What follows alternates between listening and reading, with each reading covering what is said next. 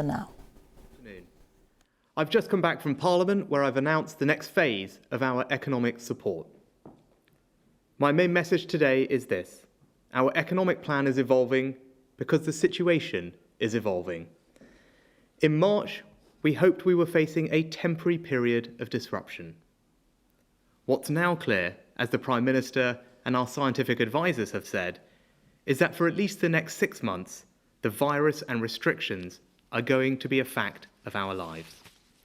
So, as our economy and labour market adapts and evolves to this new normal, our plan needs to adapt and evolve as well. What does this mean in practice? Well, today I've announced 5 new measures. We're protecting jobs through the new Jobs Support Scheme.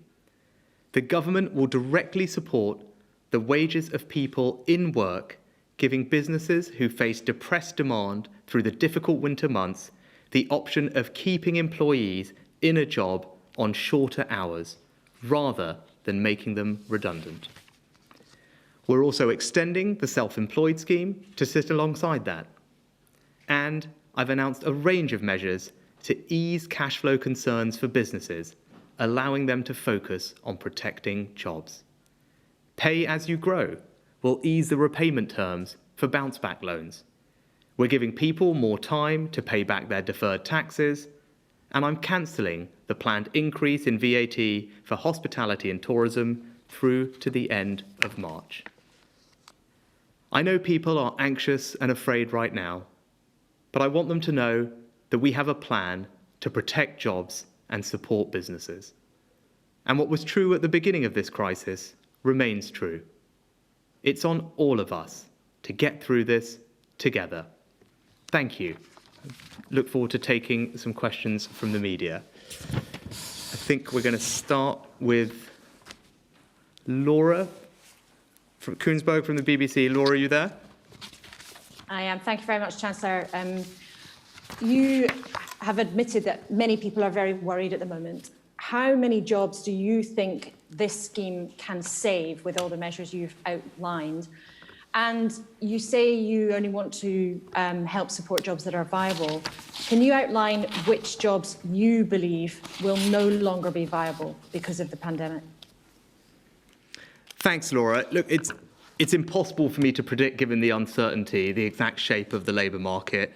As I've said, I can't save every job and I can't protect every single business. And I think when we started the furlough scheme, it was a surprise to everybody, economic commentators alike, the scale of the take-up of that. 9 million people had their jobs protected through the furlough scheme, for example. But my expectation and hope is that this new scheme will be able to benefit large numbers of people and help protect their jobs through the difficult winter months, especially as demand is depressed in their companies. You asked about viability. Now, it's not for me to sit here and make pronouncements upon exactly what job is viable and not, but what we do need to do is evolve our support now that we're through the acute phase of the crisis and make sure that where we are putting that support, we're doing it where it can make the most difference. And I believe it is the right thing to do to concentrate that support on jobs which have a genuine prospect of being viable and providing long-term security for those employees. And the way we can do that is through the test, where employees have to be working a minimum amount of time, and that wasn't a feature of the furlough scheme where people could be at home the entire time. That's a change in this scheme, and that's the way to think about viability. Okay, I think next, are we going to the ITV? And Joel? Yeah, hello there, Chancellor.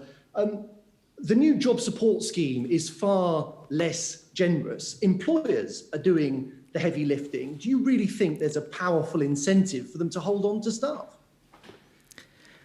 Joel, it's definitely different to the furlough scheme. You're absolutely right. It's more targeted, and I think that's right. I think as we've now in a different phase of this crisis, we can act in a more targeted way to support those businesses who really need our help. So, for example, larger businesses on this scheme will have to demonstrate that their revenues are falling as a result of what's happening to them. So that's something that we've changed again, which will change who's eligible for it, which I think is a sensible and right thing to do because we're putting large sums of taxpayer money behind this. And in terms of generosity, I think actually what this scheme does is demonstrate that there is a partnership because of the time that people are not working. If you think about that cost, that burden, that is shared equally between the employer, the government, and the employee themselves. And I think that's a very fair way to approach this. We're all in this together, and that's the right way that this scheme should operate. And I think the last thing I'd say is you can use this scheme in conjunction with the jobs retention bonus that we put in place in the summer. And if you look at the combined impact of those, I think it provides a very significant cash incentive for businesses to retain their staff, even if that means on reduced hours. Next, we're going to Sky and Ed Conway. Hi, Chancellor. The Prime Minister told us today that no one should be penalised for doing the right thing when it comes to COVID-19. I just wonder, what's your message for those thousands, millions perhaps, of employees who are being penalised by your restrictions and who won't be helped out by your new scheme? I think, Ed, I think it's wrong to talk about people being penalised for the restrictions. I think, look, we have to have these restrictions, all of us collectively together, because that's the only way and the best way to suppress the spread of this virus.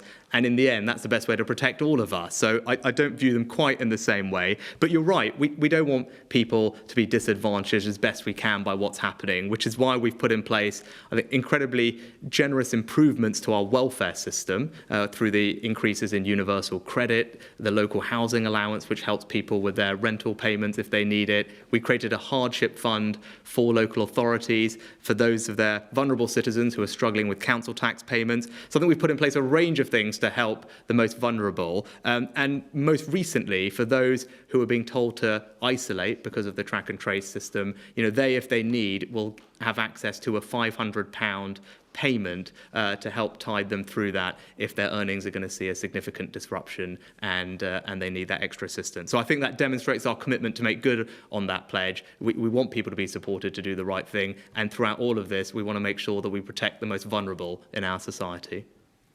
I think next we're going to Channel 4. Is that right? Helia, are you there? Hello? Yes, thank you, Chancellor.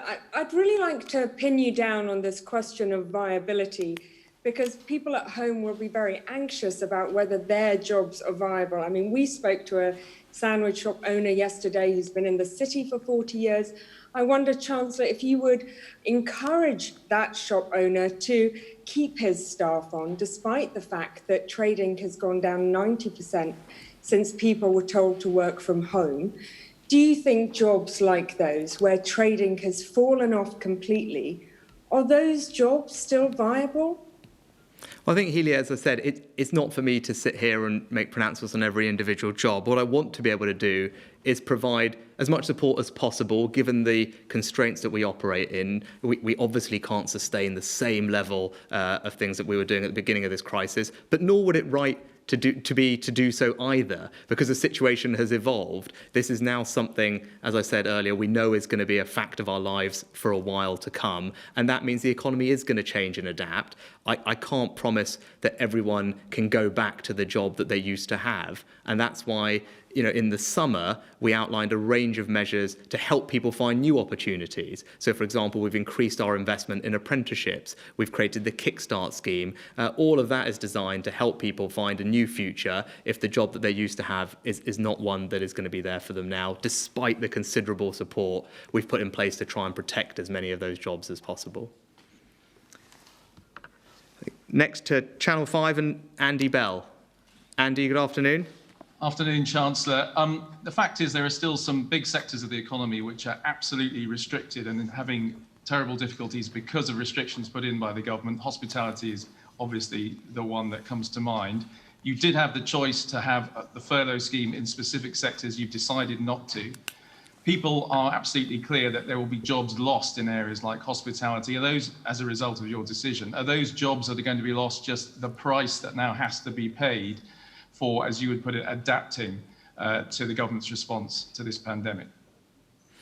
Andy, you talk about hospitality rightly, because it's an industry that's been particularly affected by what's happened over the last few months and continues to be effective. I think it's probably worth reminding ourselves about what we have done for that industry. So everyone in that industry is not paying any business rates whatsoever this year. That's a significant part of a business's cash flow.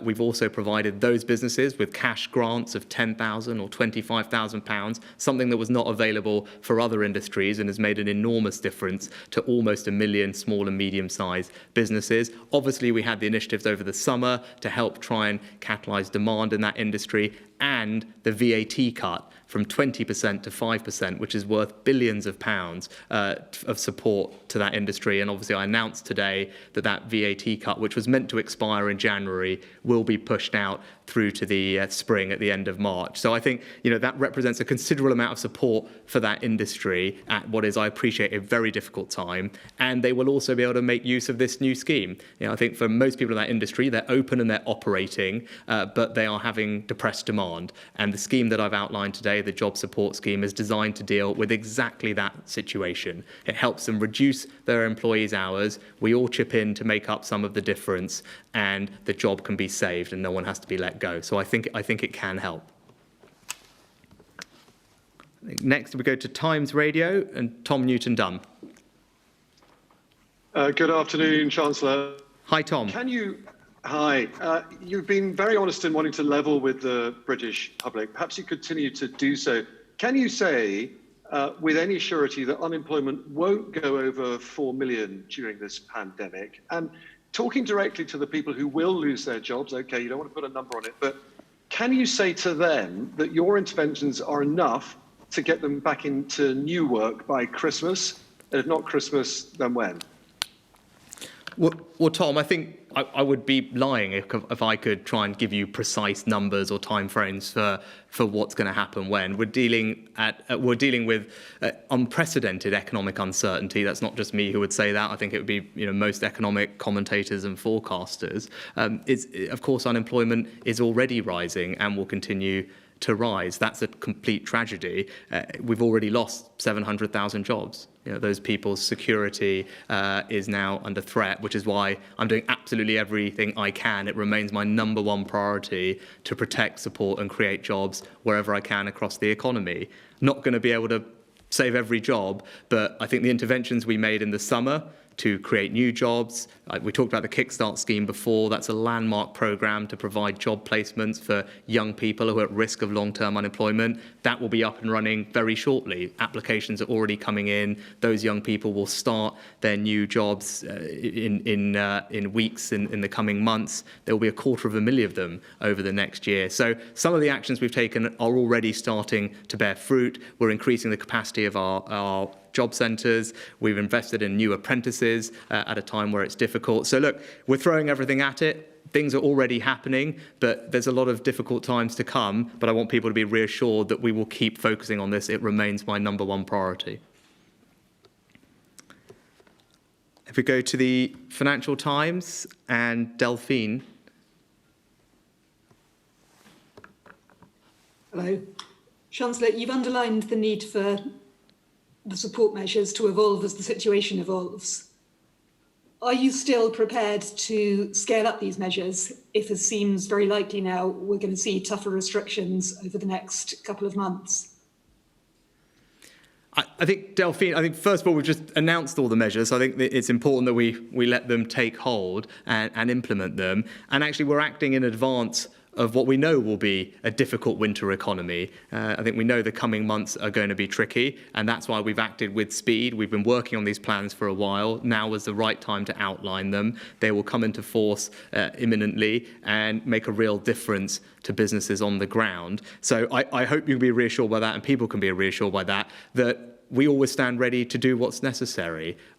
I've been consistent throughout this crisis that this is an unprecedented situation. It demands a bold response, it demands rapid responses, and it demands creative responses because we haven't dealt with things like this before. So we're going to try new things. I think the job support scheme is an example of that. That's something that has never been tried at this scale in the UK labour market before, and I believe it will make a genuine difference to people's prospects. But if you're asking me if I'm ready to do more as the situation evolves, of course I am, and that's what we have been doing, and that's what we will continue to do as we get through the winter and through to next year. I think next to the Daily Mail, Ruth Sutherland. Ruth, are you there? I'm here. Yes. Good afternoon, Chancellor. Hi. Obviously, it's entirely right that we support jobs and we support businesses at this hugely difficult time. But how are you going to pay the bill in the long term?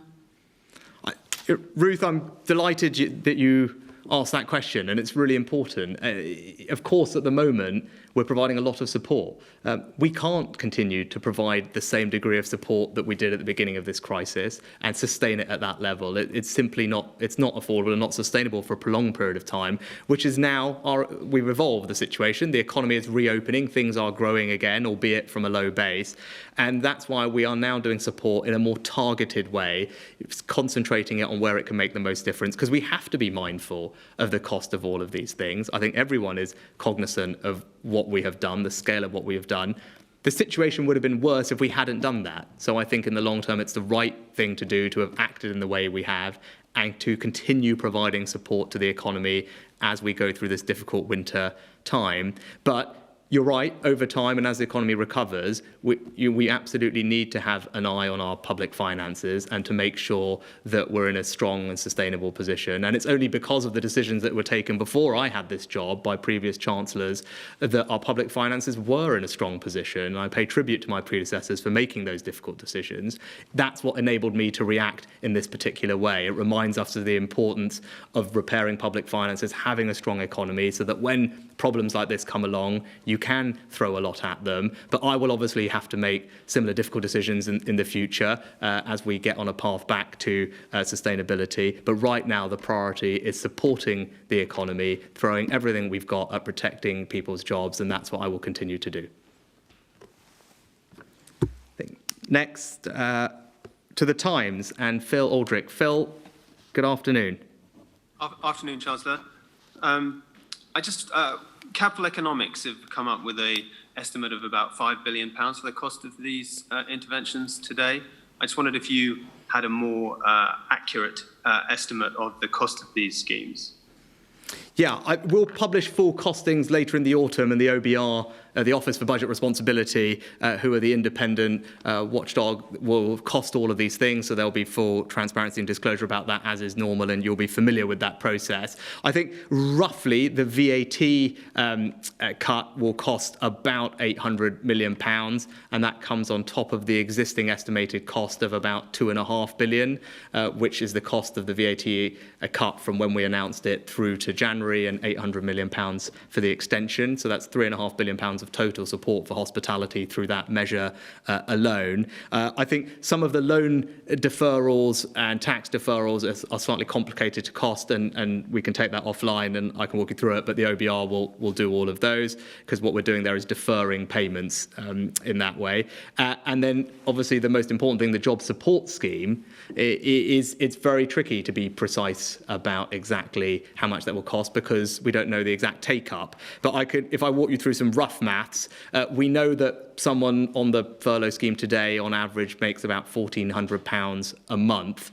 Now, if that same person was put on the short-time working scheme, on the job support scheme, and were only working a third of their hours, so getting the maximum support from government, that would cost about £300 a month. So if you scale that up, that would be just over £300 million per million per month. But that assumes that they're only working a third of the time. Clearly, many people will be working more than that, and that assumes the average wages are the same as the current population of our furloughed workers. This scheme is obviously open to everyone, even if they haven't used the furlough scheme before. So we can't be precise, but hopefully that gives you a kind of sense of scale and magnitude. Great. I think next to the Mirror, Lizzie Buchan. Thank you, Chancellor. Hi, Lizzie. Hi. The Prime Minister has been clear that further restrictions may be necessary if people don't obey the new rules. Has the Treasury modelled the economic impact of a second national lockdown? And would you support such a measure if the Chief Scientific Advisor and the Chief Medical Officer called for it? Yeah, I completely agree with the Prime Minister on our approach to tackling the virus. I think, of course, do any of us like these restrictions? No, of course we don't. And we love our lives to be back to normal. We know that's not possible now and for a while. And we all need to do our bit to suppress the spread of this virus. And when you think about it from an economic perspective, the Prime Minister talks about a stitch in time saves 9, and he's right. We take the measures that we've taken earlier this week to prevent us from having to do much more difficult things in the future. And, our hope and confidence is that these measures will do exactly that. But it would be wrong for me to stand here and tell you I can predict exactly how this is going to go. And we've said very clearly, rightly, that if we need to put in place more restrictions, we will have to do that to keep the virus under control. But as I said, if the measures that we've announced earlier this week have their desired effect, then we can carry on as we are. No one wants to have to close things down. What we want to do is try and live our lives as normally as possible, but controlling the spread of this virus, and we're constantly going to be trying to get that balance right. But that, in the long term, is in the best interest of the economy, as the Prime Minister said, and I fully agree with him on that. Next, I think we're Paul at the Huffington Post. Hi, Chancellor. Now, your Eat Out to Help Out scheme has been incredibly popular, but some scientists are saying it may have unwittingly led to a spread of the virus. Did you receive any behavioural modelling from SAGE beforehand on the possible impact on COVID? And if not, would you regret that? I think, Paul, in terms of the spread of the virus, if you see what's happening in our country, as you've heard from our scientific advisors, we're following similar paths to other countries in Europe. For example, France and Spain, Belgium, we know, has dealt with this before. So I think it's probably simplistic to look at any one thing. What's happening here is similar to what's happening in many other countries. And of course, there are lots of things going on at the same time towards the last few weeks and as we get into a season for respiratory illnesses. So there's going to be lots of different factors at play as to why the virus is acting in the way that it is. But more broadly, I don't think it's the wrong thing for the government or indeed people to want to try and get their lives back to normal. I said in the summer that we'll have to learn to live with the uncertainty of the moment, and that's what we're all going to have to do. We all want to live life as normally as possible, recognising that that's going to be an iterative process as we learn and adjust and make sure that we're always controlling the virus. So I think it's right that we strive for normalcy, but right that we recognise that there are going to be limits on that and adjust them as is necessary. Next to The Guardian and Larry Elliott. Afternoon, Chancellor. Hi, Larry. Hi. I just want to ask you a question about business reaction to this. And if you're an employer, you're going to go from paying 20% of an employee's wages under the furlough scheme to 55% under the job support scheme. Britain has a very flexible labour market. Isn't there a risk that businesses are going to simply just lay people off and then re-employ them part-time as and when or if demand picks up? Because you're quite aware that demand is quite fragile. If you're an employer, isn't there an incentive for you to go down that route rather than take part in the scheme, in which case unemployment is going to go up a lot over the coming months? Larry, I think if you looked at your numbers that you talked about, the 20% going to 55, the big difference in those numbers is if you were only paying 20%, that was because your employee was not doing any work at all for you. So yes, is the company going to be paying more now? They are, because that's on the basis that their employee is actually working a much larger chunk of the time. So I think the thing to look at it is, obviously, for the time an employee is working, it's right that their company pays them their full regular wage. And for the time they're not working, that's the bit that is split equally between the company, the employee and the government in a fair sharing of that. And I actually think if you look at that combined with the impact of the job retention bonus, it provides a very significant incentive for businesses to retain the staff that they had on furlough and bring them back. And more generally, I think most companies want to invest in their people. If you've got long-term relationships with your employees, you don't want to let them go, right? You've got a difficult winter period coming up, demand is reduced, right? You kind of feel that you'll be able to get through it at the other end, you'll be there at the other end of it, but you need some help to get through, and you don't want to let people go. You don't want to lose all the skills they have, the knowledge of your business, and that's what this scheme will do. It will help those employers talk to their employees, not lay them off, but through reduced hours and support from the government, keep them there through the difficult period, so that they're there to at the end of it, and the employer has not lost all of that talent. So I think it really will make a difference, and I know many companies have called for a scheme exactly like this, and I'm glad it's been warmly welcomed by people like the CBI and the British Chambers of Commerce and other business groups who recognise that this is exactly the kind of scheme that will support them to protect jobs and of their valued employees and get through the difficult winter months. Right, next, I think, to the Daily Telegraph and Gordon Rayner. Gordon, hi. Thank you, Chancellor. You said earlier on that the damage to the economy is now permanent. So in an era where the private sector is having to make huge cutbacks to deal with the economic impact of the decisions the government has made, should the state not also become smaller to do its bit? I think, Gordon, I'm not sure if I said the damage was permanent. I think what I said was because of the virus is going to be a fact of our lives for at least the next 6 months. That slightly means that our economic approach to it needs to evolve, and I think that was the point I was trying to make there. Whereas I think in March, if you contrast that, we hoped that this would be something that would be a temporary disruption to the economy. Obviously, the way things have gone, this is, as I said, going to be with us for a while to come. So it's right that the support adjusts. Look, in terms of what's the role for the state, there's two things. One, at a situation like this, a time like this, it's right that the state steps in to provide the support that we have done to people around the country and the businesses that employ them, and indeed our public services. I mean, we're dealing with something of an unprecedented scale in how many people it affects. It affects the whole country, the severity with which it affects them, and indeed it's the state that's putting in place restrictions on all of our activity in order to suppress the virus to our collective benefit. So I think that does mean the state has a slightly different role to play, versus peacetime, if you want to make that analogy. But going forward, and you ask about, I think if you're talking about the size of government, and I think there what I would say is, look, I agree with you. I think that obviously the state being able to be as nimble and agile as possible means it doesn't have to raise as much tax revenue from people, and people can keep more of the money that they earn rather than having to hand it over for things. That is in general a good thing, right? We have to pay for the services that we want, but obviously, better that people keep more of their own money. But as we get through this, we can get back to a more normal situation where we go back to ordinary business, and that's where we'll get to. But in the short term, it's right that we act in the way that we do. It's right that we provide the support that we have. That's for all our benefit, and it means that the economy actually will be stronger and bounce back faster when we get through to the other side. I think next, The Sun and Matt Dathan. Matt, are you there? Yes, I am. What's your message to people still on full-time furlough?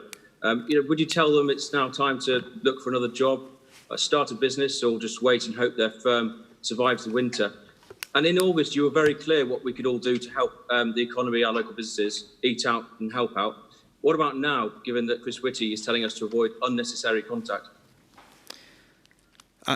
Matt, for those that are on furlough, I'd say, well, the good news is, first of all, that we have seen millions of people come back from furlough into work. And I think that's something that we should take a moment to reflect on, and that's very good news. 9 million people at the peak were on furlough, having their jobs protected.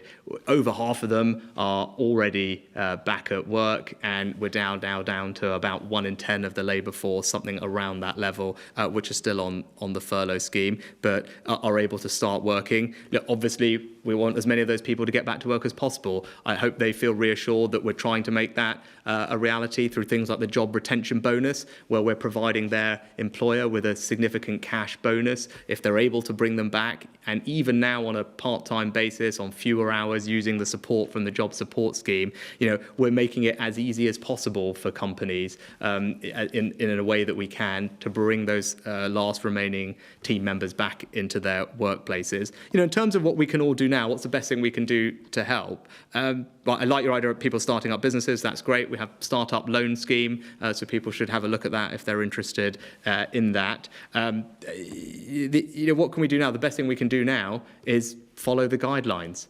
And the Prime Minister, I think, made a really compelling and passionate statement on Tuesday explaining where we were and the role that we all have to play. And if we all, can do what we need to do, we can suppress the spread of this virus. And it means that we can then protect as much of our economy as possible. And that ultimately is the only long-run sustainable way to create new jobs, or indeed protect the ones that we've had. Is ultimately we need a functioning economy with businesses that are doing what they do.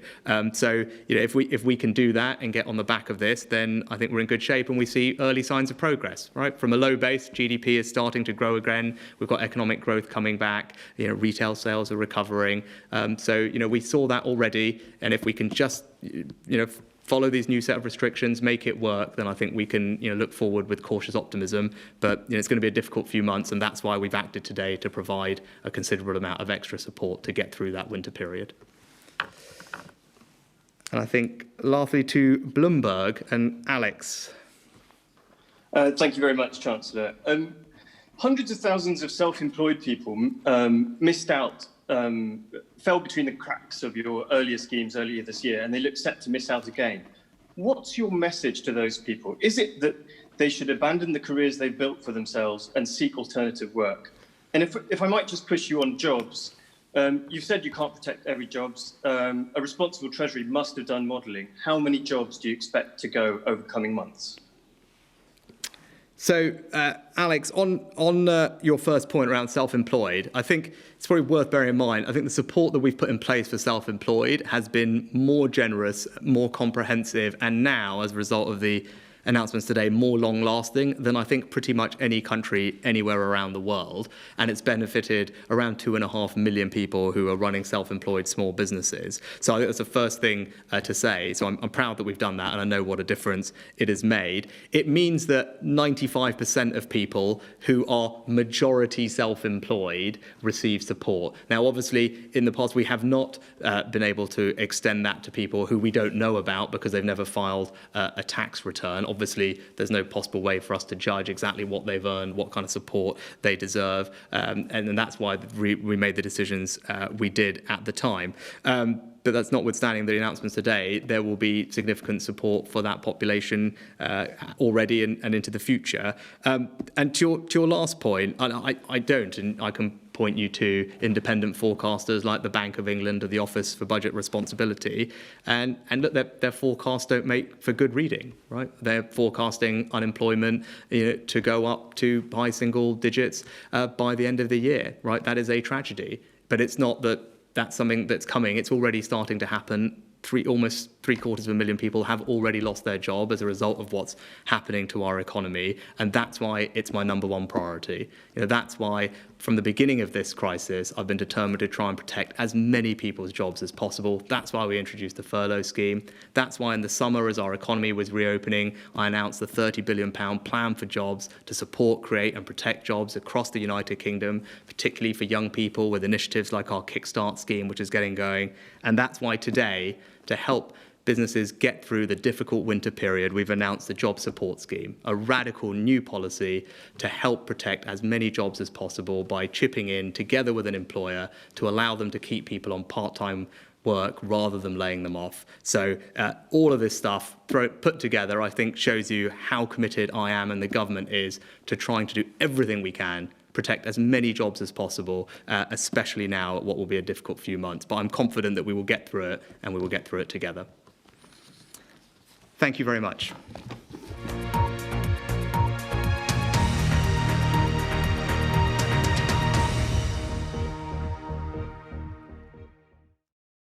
See the headlines as they happen and watch BBC News live in the app and get the full story with bbc.co.uk/news.